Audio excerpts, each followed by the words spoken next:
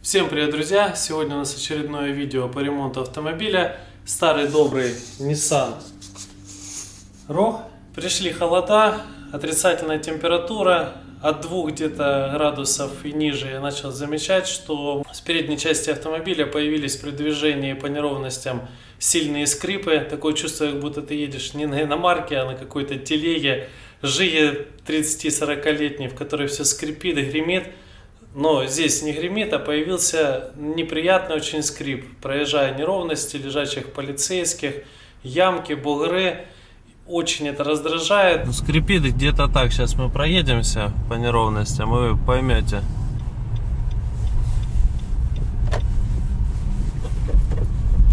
Слышите, как скрипит?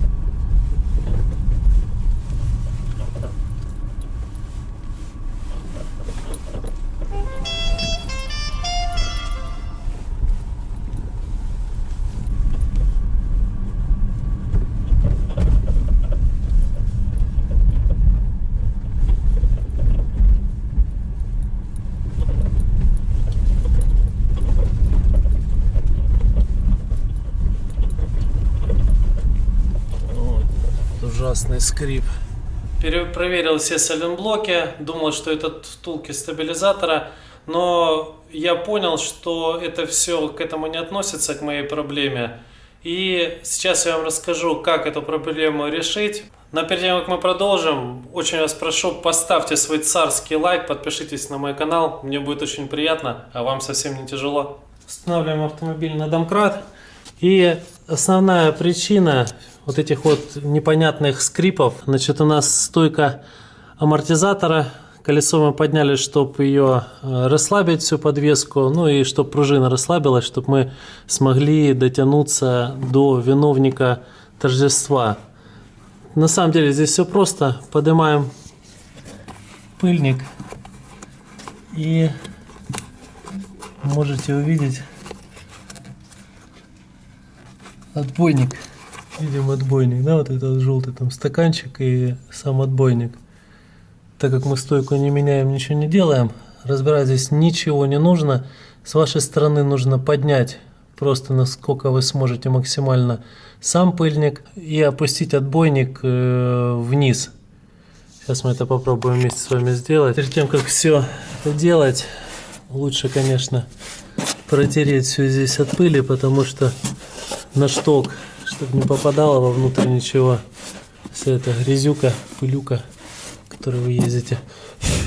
Кстати говоря, раз вы сюда полезли, обязательно проверьте состояние вашего пыльника, целый ли он, нету ли трещин, разрывов, чтобы знать, что нужно менять вам в ближайшее время или не стоит.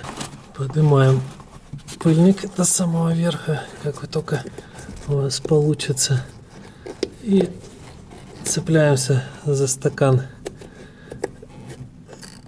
отбойника, пытаемся его опустить вниз.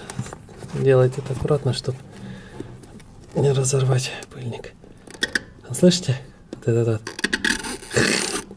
Вот это наш с вами звук при проезде лежачих полицейских. Вот он. Вот эта вот часть все скрипит. Сам по себе он в нормальном состоянии, но нам его нужно хорошо смазать.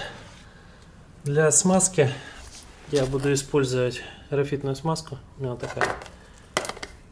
Можно синюю для подшипника взять. Но я буду использовать именно графитную. Берем на палец и смазываем нижние части. И все это дело мы смазываем. Сильно много, наверное, не берем. Берем по чуть-чуть. Смазываем нижнюю часть.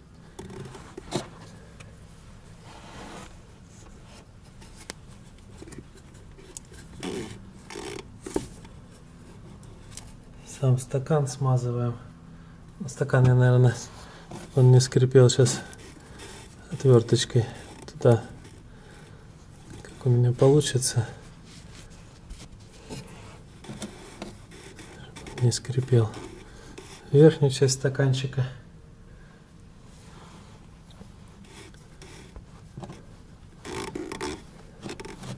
Прям в середину смазки сейчас напихаю чуть-чуть.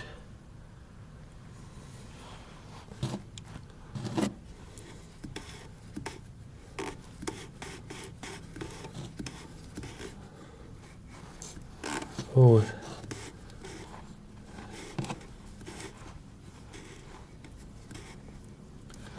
И нужно смазать верхнюю часть.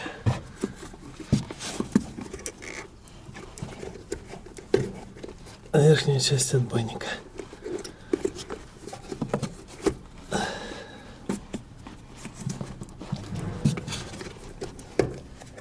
Вот сюда мы его смазки его даем и по штоку вокруг прокручиваем.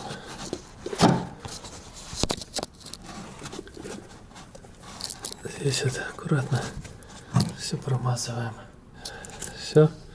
Возвращаем отбойник на свое место. Вставляем его в пыльник и возвращаем его наверх. Все, в принципе. Здесь все вытираем, все было сухо. И на этом, в принципе, с этой стороны у нас все. Точно такую же процедуру мы делаем со второй стороны. И наслаждаемся тишиной. Ну, для примера, дорога неровная. Сейчас немножко поснимаю после ремонта, что у нас. Впереди никаких нету скрипов. И можно наслаждаться тишиной. Тихо, ё-моё. Сейчас проедем через рельсы, послушаем.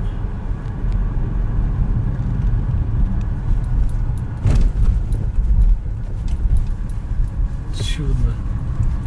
Кайф. Так, еще одни рельсы, на которых всегда скрипит.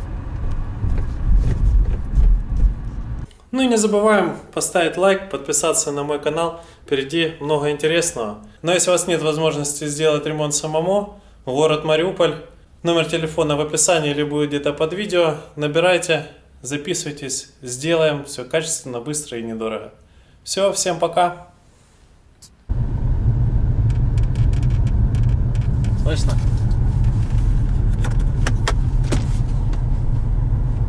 А теперь шума нет, скрипа.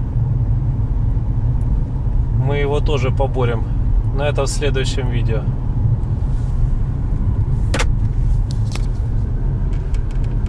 Слышно, он как закрыл и сразу